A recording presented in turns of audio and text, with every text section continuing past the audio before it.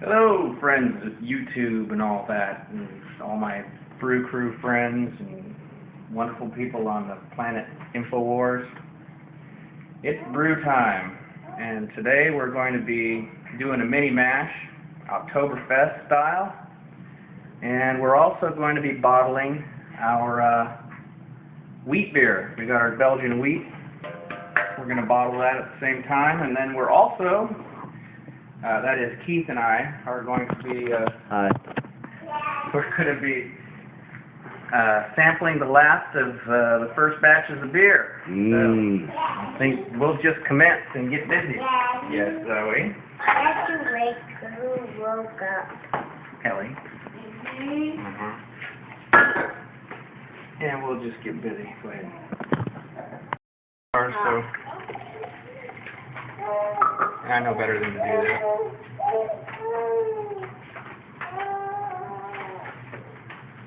Camera pressure. This is our Abbey Stout. This turned out, this was one of the better beers I made in the last couple of months. It's a nice, rich, dark, oaky beer with a decent head, but it's a little higher on the alcohol register, so it doesn't retain a head very well. Well, it does when you pour it like that one. Better drink it fast. Daddy, the hearts are on top of it. The hearts are on top. This is my grain bill.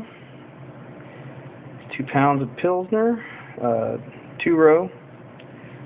It's 0.56 of brews dextrin for Pilsner.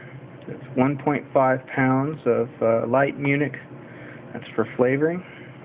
And there's also a ½ pound of Cara-Munich malt. That's a Belgian style.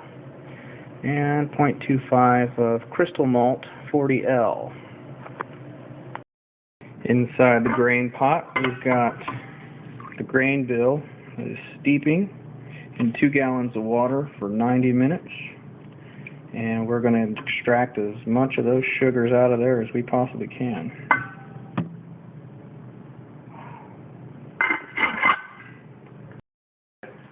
That's going. For my hop additions, I'm going to be using my German tettnanger. I'm going to use about 2 ounces of that.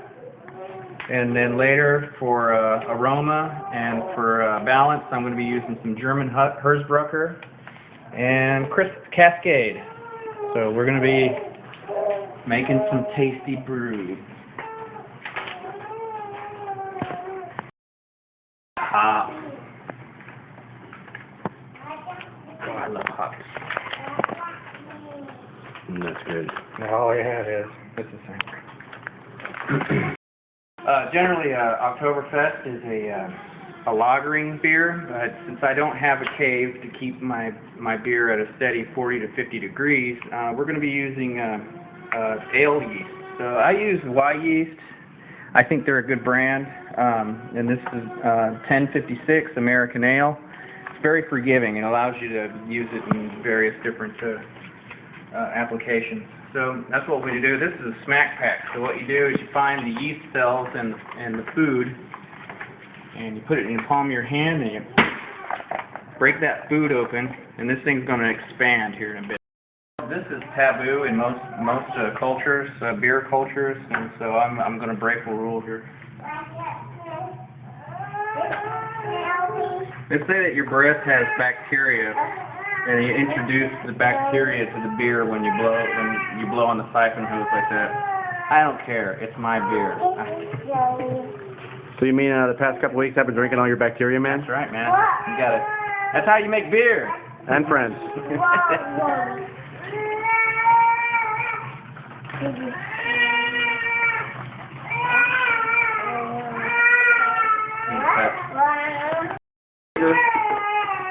Mixed around in there a little bit.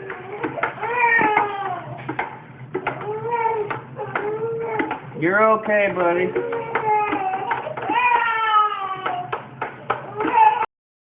I get to take this big grain bag out and try to sparge it in this little bitty colander.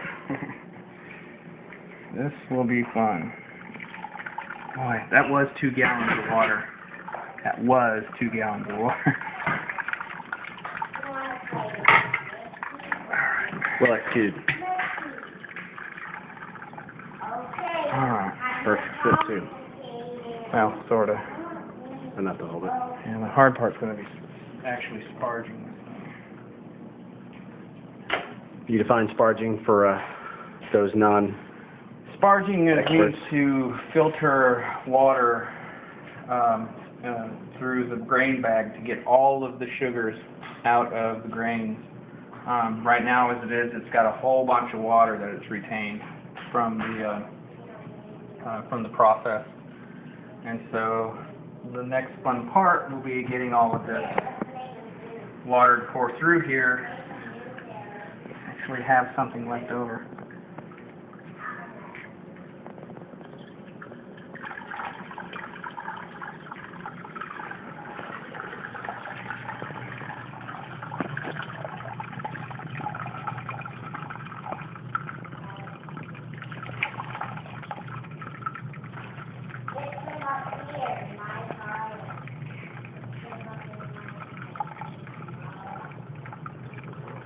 And the water that you're pouring on?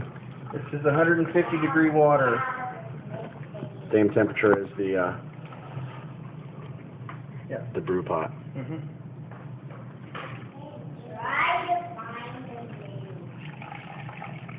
That was just enough to cover it. Now my kettle water's starting to get up into the grain bag, so as far as I can take it with my meager Colander.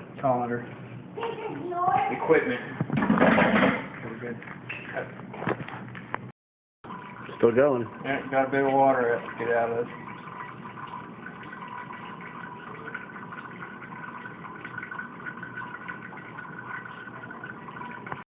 As far as your recipe goes, Usually with my recipe, I'll use what I find in a book. There's lots of books out there to get recipes from, but I never follow exactly the recipe. I always enhance it with my own ideas. Like this one, I'm following the basic recipe, but you'll see later when I get to the hop additions, I'm going to add some pumpkin spice to give it more character and to enhance the flavor a little bit. So it's going to be a really aromatic and full-bodied beer. You've actually had this beer before. Last time I came. And so we're going to do it one step better because last time I did it straight extract, and this time I'm actually doing a mini mash version of the same recipe. Okay. Where I'm adding my own from scratch and a little more leaven. A little more of the actual grains to it. So I'm going to give it a more, hopefully a more mature and more robust flavor. But we'll see how it turns out. Okay, in just a moment, sweetheart. All right. This is about 7 pounds of amber malt. And this is liquid malt extract. And this is where we're going to get most of the body of our beer. Because amber malts are generally 2-row Pilsner that have been toasted to give it this rich amber color. So when the beer's finished, it'll have a nice ruby color, and it'll have a little bit more mature flavor overall. But we'll see. We'll see. We did a good job last time. I hope we do a good job this time. We'll see. That is gorgeously ruby and sticky. And sticky.